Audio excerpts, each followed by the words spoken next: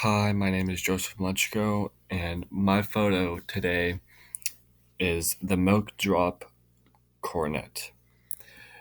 It was taken by Harold Edgerton in 1957. The way he took it, he set his camera in front of a drip that dripped droplets onto a red pan steadily by connecting it to his Exxon, I believe. That's what it's called, Exxon gas flash tubes.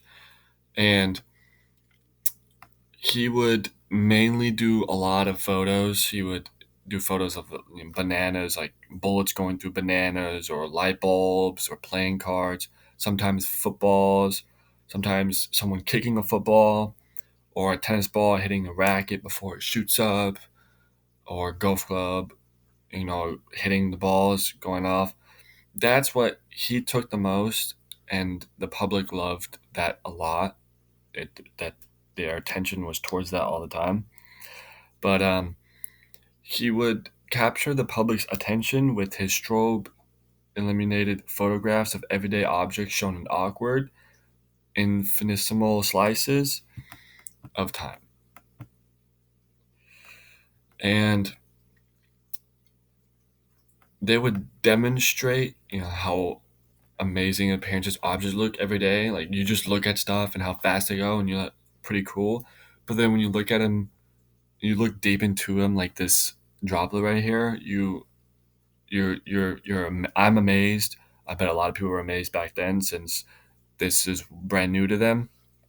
And he was credited for creating modern stroboscopic photograph, which is which is used a quick section of light flash to record an object in motion, which nowadays is slow motion, or slow mo, however you want to call it.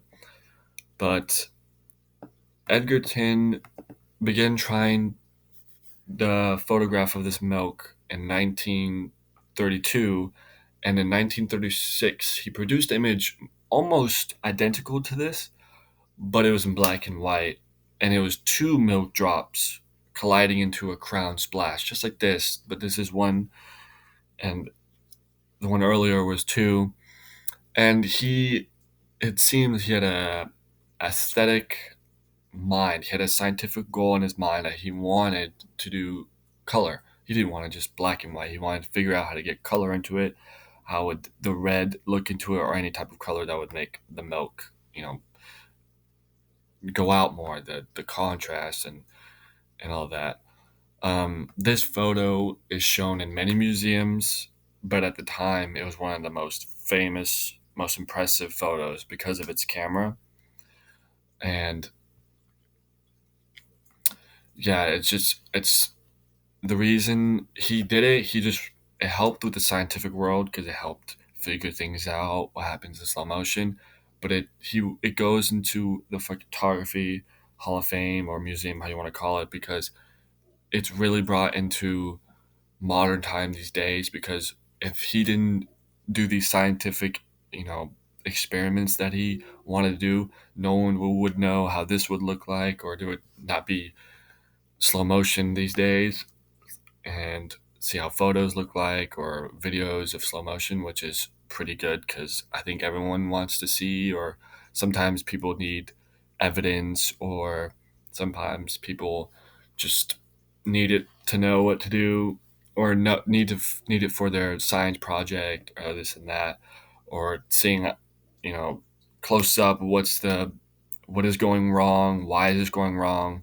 We need a slower look out of what we're doing, so we can see what's going on. I know many places use slow motion, and if it wasn't for him, if it wasn't for Edgar, not Edgar, if it wasn't for Harold Edgerton, then I believe we wouldn't be able to figure out most of the mistakes that we're making these days, because nowadays we're able to slow time down and slow, you know, all the photos or videos down, so we can see what mistakes we're making, or what's the reason why this thing is going wrong, this is that. And these were the photos that were taken in 1957, and they're you would say they're in motion, or some of them look like they're in parked cars, or when they're taking a picture, look like they're parked cars, but they're in motion. So they're different because in the other photos, you could tell that the bullet or the droplet was already being made, and it's like already being in motion.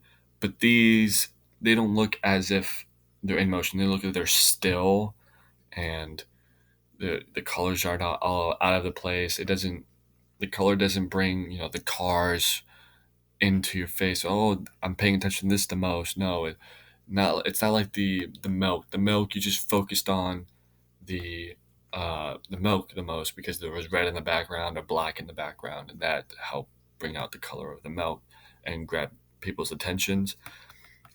Um, and this was his other photos that he did during the time, and it's similar because all of them are being in motion. They're all being stopped, and uh, Harold was known to be the man who froze time, and it's pretty simple how you would think he was the man who froze time, and it's just amazing how he thought of this and created it with just a simple camera back then, and how he flashes all the time. It just amazes me the most. What this it means to me was, back then no one had the mind, to think, oh, we already have a camera, we're gonna take videos in normal time and normal speed.